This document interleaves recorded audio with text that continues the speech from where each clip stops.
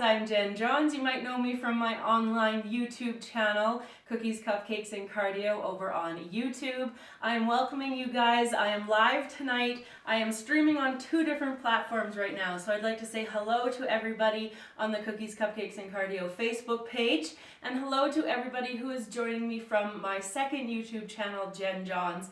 Tonight I'm going to be showing you how to make some chocolate buttercream. I'm going to go through all the basics, everything you could possibly want to know about chocolate buttercream. I just put up that video live a couple days ago on my Jenn Johns YouTube channel. So I'm going to get right into the recipe. If you guys have questions, make sure you write them or type them out to me, because my good friend Kelly is behind the camera and she is answering she's going to ask me those questions if you guys have them. So I'm just going to get right into this. I've got 1 cup of salted butter here in my stand mixer, and I've whipped it up so it's nice and light and fluffy. You want to make sure that it's nice and soft ahead of time. You want to soften that buttercream butter by letting it come to room temperature, and you can do that gradually or you can soften it in the microwave. So I did that pre-whipping ahead of time, but into the bowl I'm going to add 2/3 of a cup of cocoa powder. Now this is unsweetened cocoa powder. You could use like the regular name brand, like a Hershey's one you can use. They're all unsweetened. They're really good for baking. And you can also use like a regular one, but you can't use something like hot chocolate mix. Well, you could, but it won't turn out the same way. So we're also going to add in some icing sugar, which is also known as baking powder, or baking powder. I'm not going to add in this much baking powder. I'm going to add in this much confectioner's sugar. So I'm going to start with 4 cups of confectioner's sugar. It's also known as powdered sugar. That's where I was going for, not baking powder. Puppy Lover 5003 is wondering, does it matter what kind of butter you use? And Matthew is wondering, why do you use salted butter? 3, 4. Okay, so it does not really matter like the brand of butter. What I do is I buy whatever is on sale. Canada, we have a regulation on the price of our butter, and so there's like the farmers, they can only sell the butter for a certain price to the Canadian government, so then we have a cap on what the price is. So the long story short is that I go and I buy what's ever on sale. You can use whatever you want to use, but I just tend to use like one that is easier, readily available.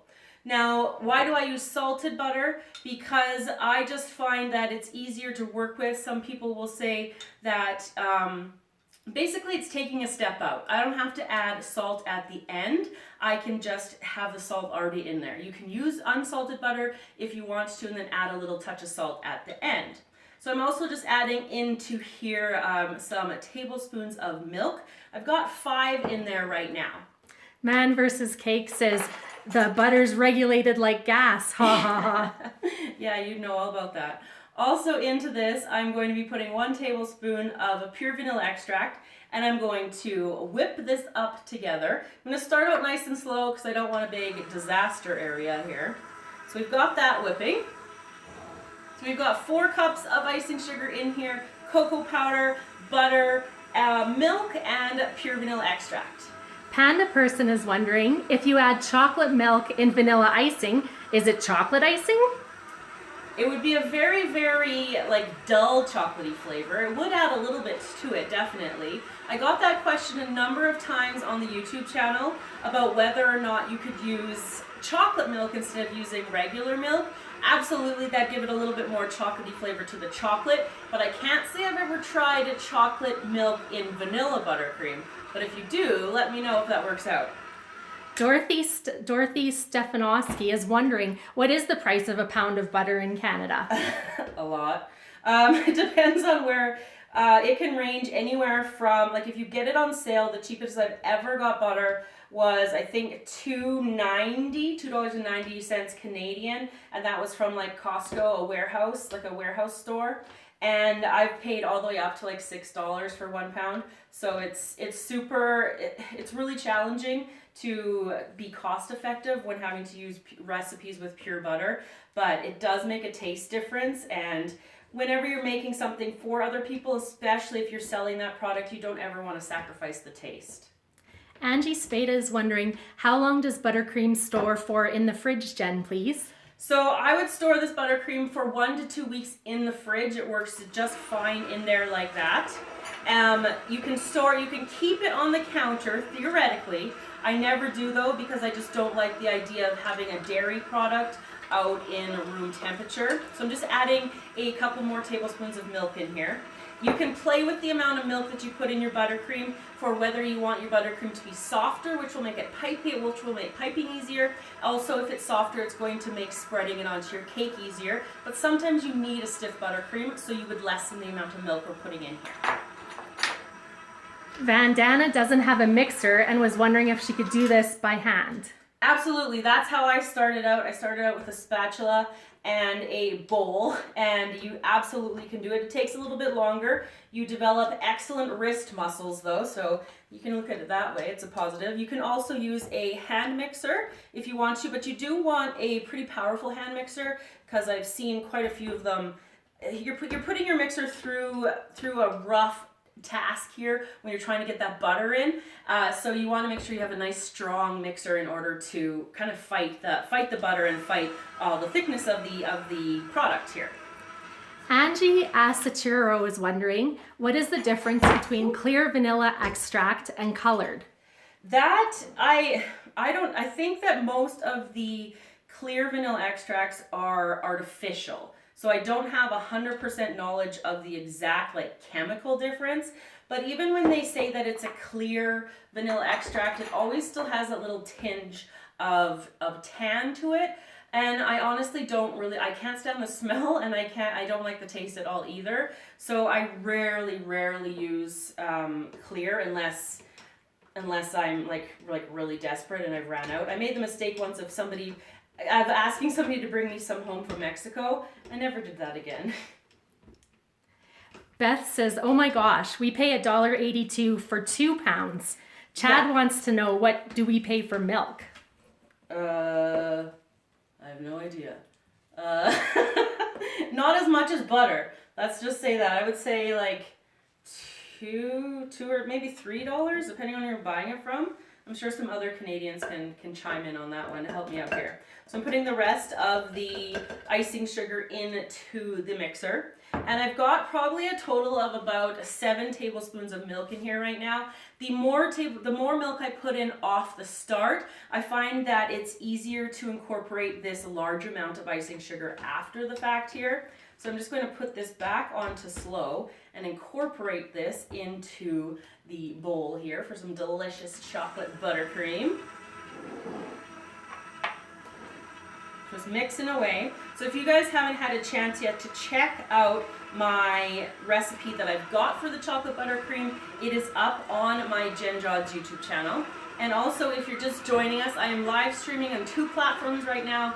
I am live on Facebook. Hello to the Cupcakes and Cardio followers there. And I'm also live on my second YouTube channel, Jenn Johns. So thank you guys for joining me if you're over there as well. And you know what? Mostly, thanks for taking the time to come and visit me instead of watch April. Because I know that I've been desperately watching April the Giraffe. And so I'm happy that you guys are here joining me tonight. So I can hear my mixer kind of starts to, it's working hard, so I'm going to add some more milk into this. So you can scrape the bowl at this point as well. You just want to make sure you're getting all of the butter chunks, all of the loose icing sugar, all mixed in. You can see me struggling here with the head of the KitchenAid. It's just a little bit heavy because this is the mini KitchenAid. It's a little bit heavy, and I gotta lock it to make sure it doesn't fall back down. Ali Moses on YouTube is wondering, sometimes my buttercream doesn't get very fluffy and big. What can I do different? You can, if you want to, what you're probably looking for is something that's a little bit more whipped. So if you want it to be a little bit fluffier, a little bit lighter, whip it for a little bit longer, because when you're whipping it, it's incorporating air into the mixture. So that's what's going to give you that fluffiness. Also, in a mixture like this one that I'm making right now, you can add some more milk in, make it a little bit lighter, and that's going to help take away from the heaviness. This is a heavy and a thick icing, this chocolate buttercream. Something like a Swiss meringue, Italian meringue, those ones are a little bit lighter. But if that's what you're looking for, the first thing I would suggest is just to try to whip it a little bit longer. So we've got some more milk I'm going to add in here. I'm gonna do 2 tablespoons just to get it nice and soft and fluid here. So here we go. So if you guys have any questions about chocolate buttercream, if you have questions about any of the baking, your baking conundrums, whatever you guys have, you can fire them at me. Thank you guys for joining. I've got my friend Kelly behind me here. If you haven't subscribed to my 2 YouTube channels, make sure you do that. And if you're on Facebook and you never leave Facebook, head over to YouTube, see what we've got there. And if you're on YouTube, head over to Facebook, see what we've got there. We've got slightly different content in both of those places. Nancy Beddoes is wondering why use the paddle instead of the whip attachment. The whip is just, I find that the whip is too, it's too flimsy. The whip is meant for putting more air into it, and opposed to, I'm not looking for a light and airy frosting with this one. I'm looking for a heavier, denser one here, so that's why I'm using the paddle. If I was making Swiss meringue, or like the previous commenter wanted to know about, if I wanted a lighter one, I could use the whisk and use that as well. So that's a great question, thank you. Cupcakes Galore on YouTube is wondering, how did you come up with the idea for the giraffe cake? I'm going to move on to April the Giraffe here. I just want to finish on touching on this chocolate buttercream. I've got it to basically the perfect consistency here. Just going to get that out of the way. And so it's nice, and it's like a nice beautiful cocoa color here. We're going to, you could use this for piping, spread it onto your cupcakes. It's an awesome, perfect color. If you want to add more cocoa powder, you can do that.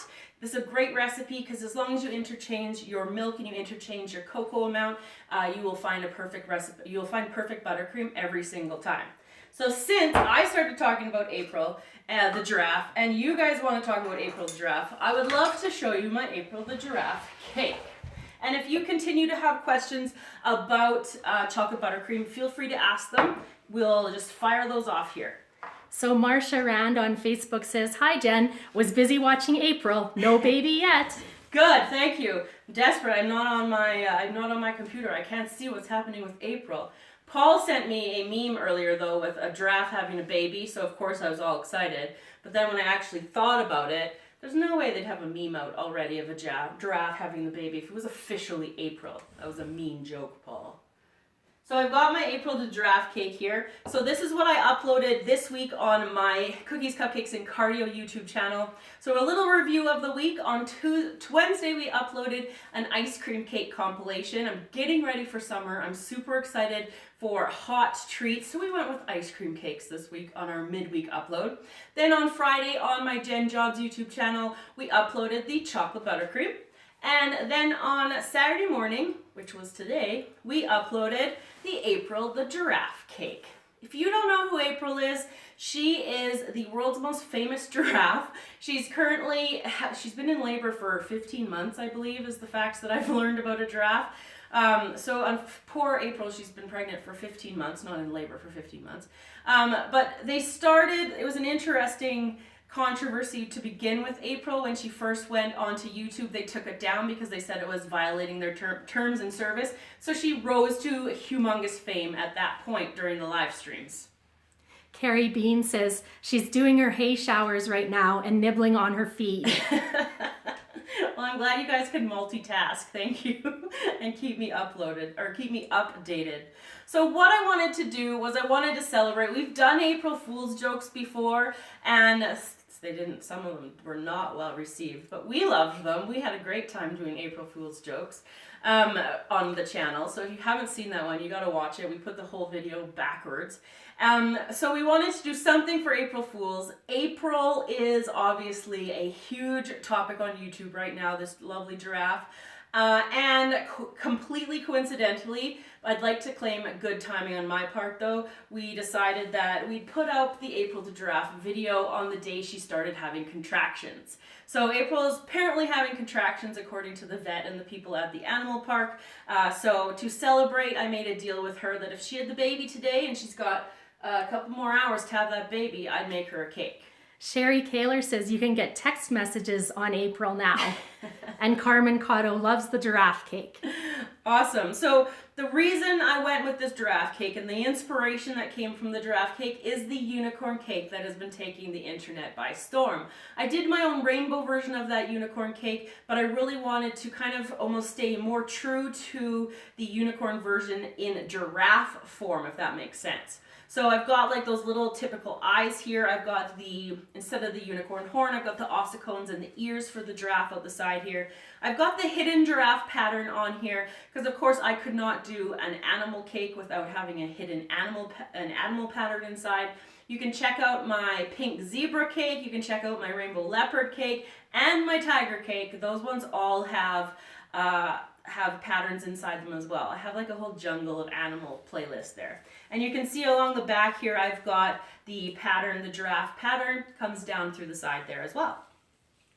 Marsha Rand says, it's April's April Fool's Day joke. Exactly. She'll have it at 12:01 tonight. Exactly, that April. So we've got the two different versions here. Now you could do it as, I went for taller rather than fatter and shorter. So the first version I did an 8-inch round cake, and instead we ended up doing a 6-inch round and then stacked it nice and high to get that giraffe appearance, obviously. So I also did the blending of the buttercream on the sides here with different colors of the brown and chocolate buttercream. Remy Lynn Hernandez says, how much butter to make enough icing to ice a cake that size? On this size, this one I didn't use a ton of butter, a ton of icing, which is an interesting one because in between the layers I didn't want very much, because on a cake that's just this high, if the more butter you put in between your cake layers, the more chance it's going to have to move around. So I probably only used about 4 cups total of buttercream on here. But I start out with probably about 6 because I'm scraping off, when in that blending process, I'm scraping off the icing and blending those colors together. The Sea Precious says, I wish I can taste that giraffe. Yes, she does taste good. She tastes like chocolate. Well, the inside cake is the spots on the inside are chocolate. The rest of the cake is vanilla. And then the icing is chocolate and vanilla. So it's almost like a marbled cake here. The other thing I wanted to touch on about the cake, I got a lot of questions about the vanilla cake batter itself. What I did with this one is I used the exact same recipe that I did in my zebra cake, which is an oil-based vanilla cake. I usually use a butter-based vanilla cake, but this one is oil because it's going to spread easier, and I wanted to make sure that all of those pieces in between the brown pieces got completely filled in to create that giraffe pattern. Britt Fisher was wondering, how did you do the April cake inside pattern?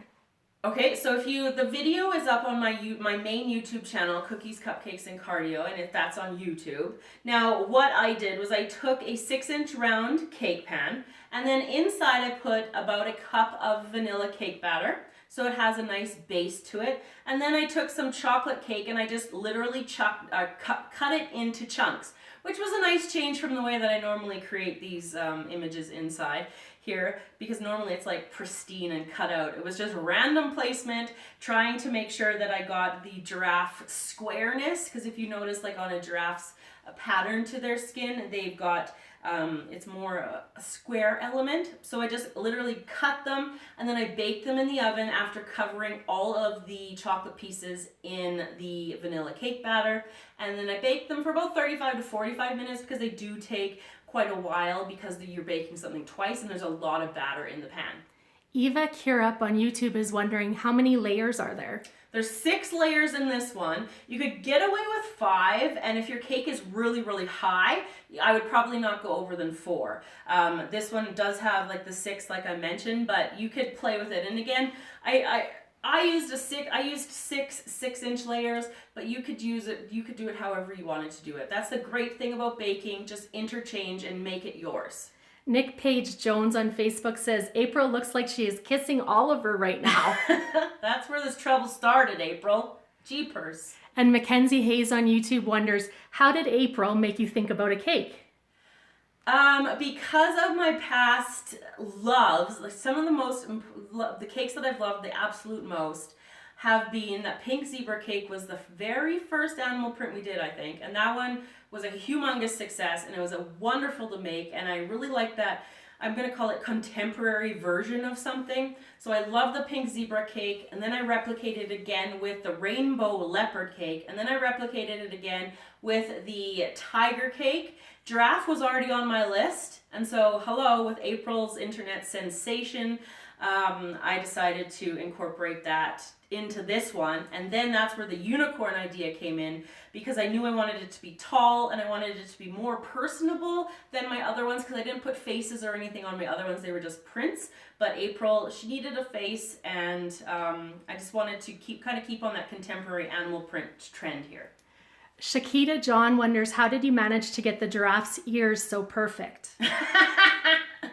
I'm laughing. I'm not laughing at the question. I'm laughing at the first time I did them, they were not perfect, and we had to stop filming and I had to redo them, and then Paul went to bed, I stayed up, fixed the ears, and then we had to start refilming again the next day because the ears were so wrong to start. So the key to that is to make sure you have a nice sharp knife to get sharp edges on your fondant, clean your fondant off, and then I also mixed a lot of Tylose into the ears in order to make them stiff. So the Tylose is going to stiffen your fondant, and it's going to help it maintain like the position and the shape that we've got. I also mixed it into the ossicones as well.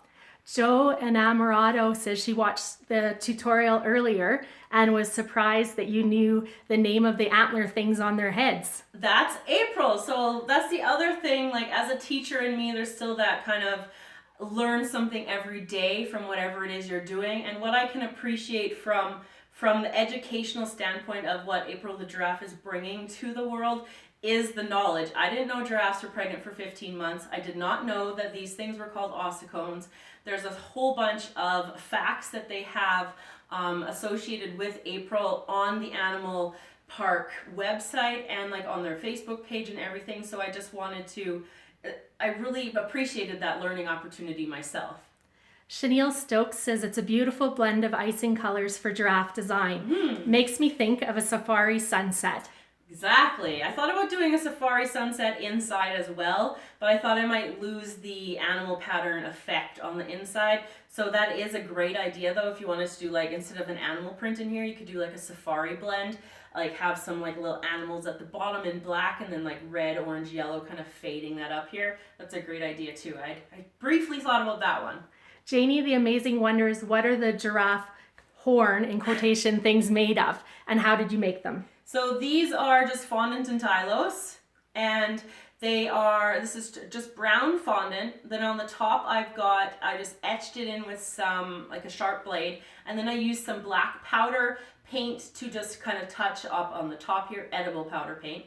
And then here I've got a large barbecue skewer here, it's a bamboo one, and I just put the Tylose together with the fondant, inserted the skewer, and then just placed it into my cake like that. The other thing I wanted to touch on with the ossicones is that you could do, I didn't quite know like how big and how like large I wanted them to be, so I made them kind of representational in comparison to the height of my cake. So if you're looking for that, don't make them too big so they look odd, but don't make them too small either. So making this cake, having been enjoying April, has been an absolute wonderful experience for me, so I'm glad you guys have kind of found this the same. I have a request from my viewers here on Facebook and YouTube. What has been opened up by YouTube is called captioning, and if you are in if you're fluent in another language other than English, which is obviously how I present my videos, if you could help us out by providing translations to those, I would absolutely really appreciate it. A whole bunch of people from my Baking Buddies community has already gone into my videos on cookies, cupcakes, and cardio and has started doing those translations into other languages, and you have no idea how much of a huge help that has been, because I unfortunately am only fluent in English, so I'm not able to help myself out in this situation. So anything that you guys can do would be absolutely hugely helpful for us here on the channel, because what that does is then it spreads it to other countries and other languages too, so everybody can understand how to make these cakes. Tamaro, Ms. Peaches Daniel, wonders, how long did it take you to make the cake? And then Queen G wonders how long can you leave the cake sitting out? Okay, so I always put my cakes into the fridge after they are done. There's lots of discussion about fondant, whether or not it goes into the cake. Fondant doesn't, or into the fridge. It does not like the fridge, so keep that aware, or be aware of that fact. I try to put a cover over top of them if I can, and then I would serve it. I bring it out, serve it at room temperature, so I let it sit for a couple of hours. So as far as how long it would sit out now, you've got it out here just to kind of talk about it. I would put it back in the fridge if I was going to serve it later. And if you want it to soften up, like I mentioned, bring it out, let it come to room temperature. Are the 3 shades of frosting on the cake made from food coloring? Paloma Piece 88 on YouTube wants to know. Okay, so the bottom layer is my chocolate buttercream, so I just went with the pure chocolate on that one. And then the next 2 layers coming up are vanilla buttercream. So in 1 cup of vanilla buttercream, for this middle layer, I added 2 drops of chocolate brown Americolor gel. And then this top one here, I added 1 drop of Americolor gel, and I added 1 drop of lemon yellow Americolor gel, because I wanted that kind of less reddy. Like you can see this middle layer is a little bit reddish tinged, and this one I wanted more tan. So I just want to thank you guys so much for being here with me tonight, subscribing to both my YouTube channels, for liking me on Facebook. Thank you guys for joining me so much. Go check out April the Giraffe Cake, and I will see you guys all again next week here.